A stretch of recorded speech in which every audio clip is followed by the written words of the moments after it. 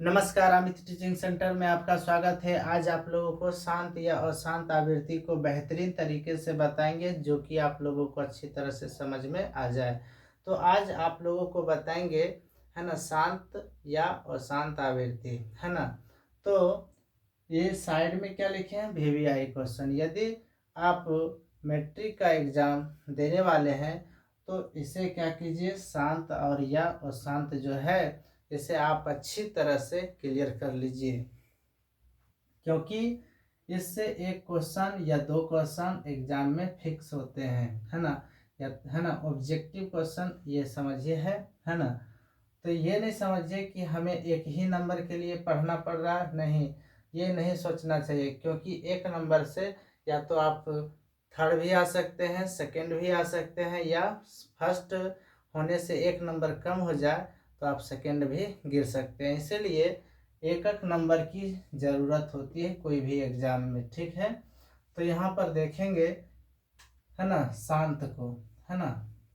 शांत के लिए शर्त होती है, क्या होती है कि कोई संख्या, तो मान लेते हैं 8/5 क्या है, एक संख्या है ना।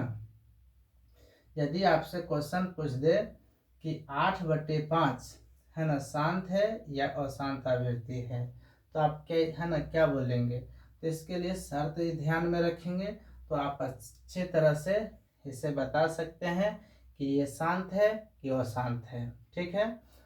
तो इसका शर्त क्या है कि कोई संख्या शांत तभी होती है ना।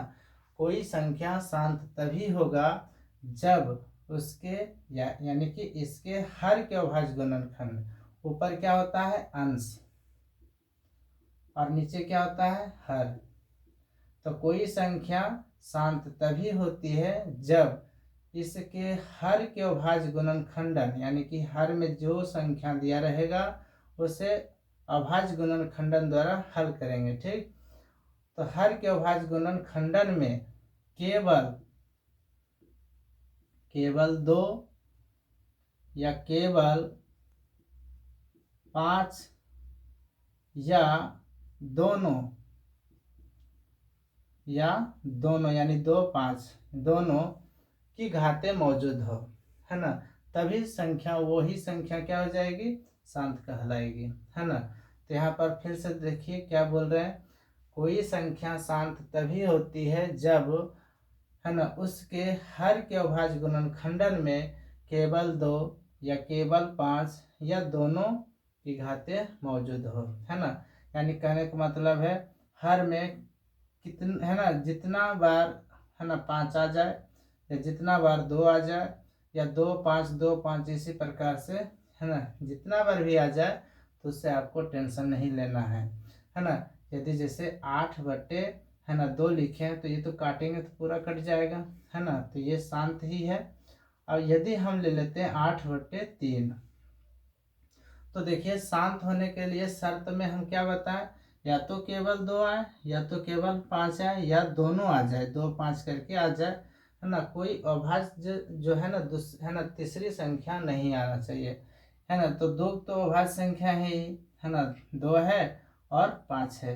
लेकिन इसके अलावा कोई दूसरा, है ना, अभाज्य संख्या आ जाए, है ना, जैसे 2, है ना, 2 आ गया, है ना, 2 है और गुना 3 कर दिए, तो यहाँ पर 2 तो है, तो 2 से काटेंगे तो ये क्या हो जाएगा, 4। तो 4/, फिर कितना आ गया, 3।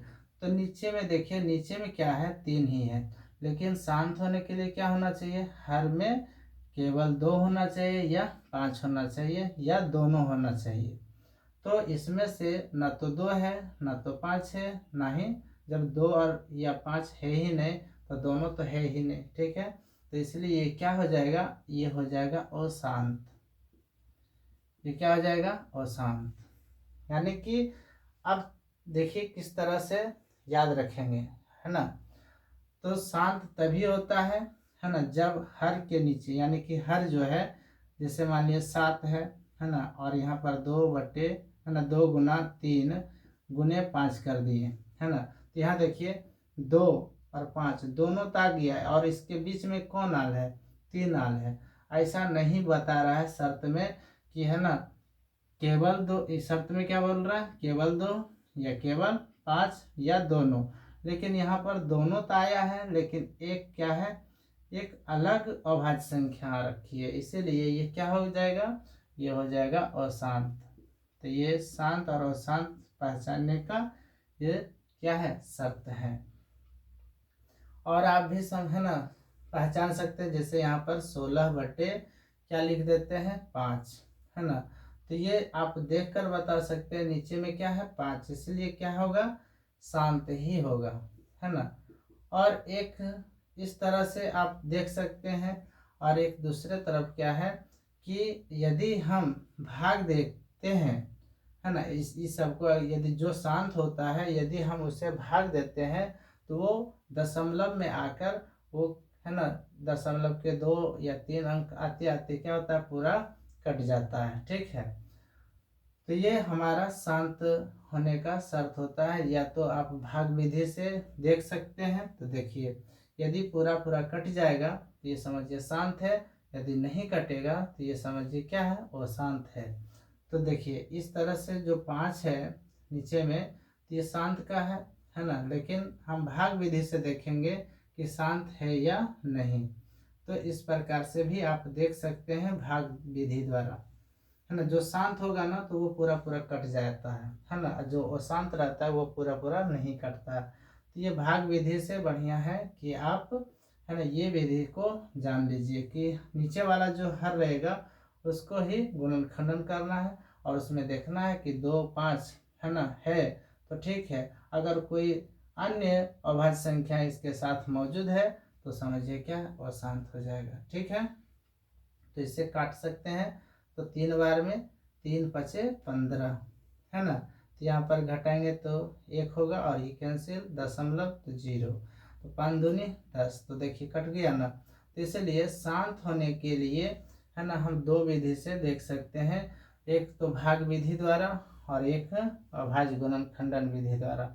लेकिन आप एग्जाम में अभाज्य गुणनखंडन विधि द्वारा, है ना, ही हल कीजिए, ताकि जल्द से जल्द, है ना, क्या होगा, ऑब्जेक्टिव क्वेश्चन आप डील कर पाएंगे, ठीक है। तो यहाँ से